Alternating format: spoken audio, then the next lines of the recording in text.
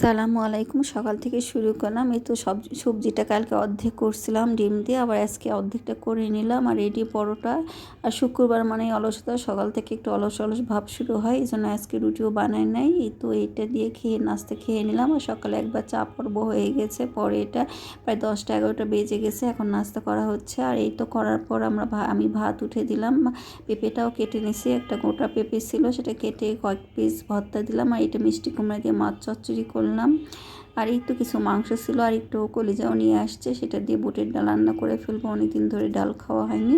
আর এই মিষ্টি কুমড়া তরকারিটা হয়ে গেছে, এটা চচ্চড়ি হাতে মেখে উঠে দিয়েছি। আর এই মাংসটা কষিয়ে নিয়ে, মাংস ছোটো ছোটো করে, কলিজা ছোটো ছোটো করে কেটে কষিয়ে নিয়েছি। তারপর ডালটা ভিজিয়ে রাখছিলাম, ডালটা ধুয়ে দিয়ে একটু পানি দিয়ে শেষ তুলে নিয়েছি, তাহলেই হয়ে গেছে রান্না। এটা এখন কষে নেড়ে চেড়ে পানি দিয়ে দেবো। এদিকে সবজিটা উঠে দিয়েছি, পেঁপে আর মিষ্টি কুমড়ার সবজি, হলুদ লবণ মরিচে গুঁড়ো দিয়ে সিদ্ধ করে নিচ্ছি, নিয়ে বক্সে ভরে রাখবো। শুধু সকালবেলা রুটির সাথে খেতে ভালো লাগে। বাগার দিলে, পাঁচফোড়ন দিয়ে বাগার দিলে হয়ে যাবে। আর অন্য কোনো মশলা দিব না, তেল হালকা দিয়ে পাঁচফোড়ন দিয়ে বাগার দিলে রান্নাটা হয়ে যাবে।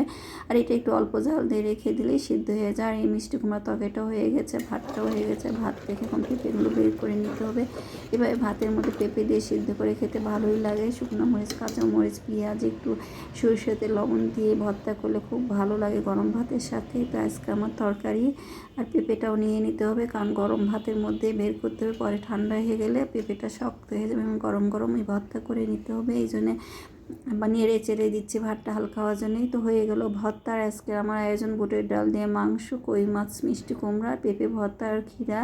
এই যে রান্না হয়ে গেছে, এটাও বাটিতে করে নিয়েছি, টেবিলে সবাই মিলে খাবার। ওই থালাটা আমার ছোটো ছেলের জন্য। আর এটা করতে গিয়ে খাওয়া দাওয়া শেষের দিকে এসে মগটা রাখতে যাই ভেঙে গেলো। এই মগটা আড়ং থেকে কেনা হয়েছিল, দেখতে খুব সুন্দর ছিল।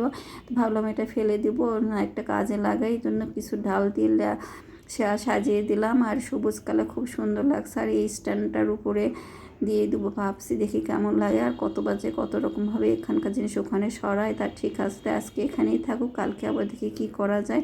কেমন লাগছে, আগেরটা সুন্দর না এটা সুন্দর হয়েছে, একটু আপনারা জানেন। ঘরে একটু সবুজ থাকলে দেখতে সুন্দর লাগে। আসলে যেই রকমই হোক, সেটা প্লাস্টিক আর আসল গাছ হোক, তারপরে একটু রাখি, কারণ এখন আর আসল গাছের যত্ন নিতে পারি না।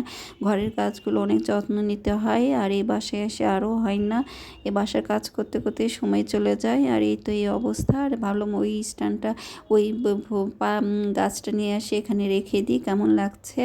আর এটা বেতের একটা ঝুড়ি কিনছিলাম। আর এই তো ঝুলানো গাছ ভালোই লাগছে মনে হয়, তো এখানে রাখলাম। আবার কবে কোথায় থেকে কী সরে রাখবো তার ঠিক আছে, এই করি সারাদিন আমি। তো এই তো এইভাবে রেখে দিলাম, আমার তো ভালোই লাগছে। আর সবুজ দেখতে এমনি সুন্দর লাগার, এই গাছটা কিন্তু আসল গাছের মতোই লাগে।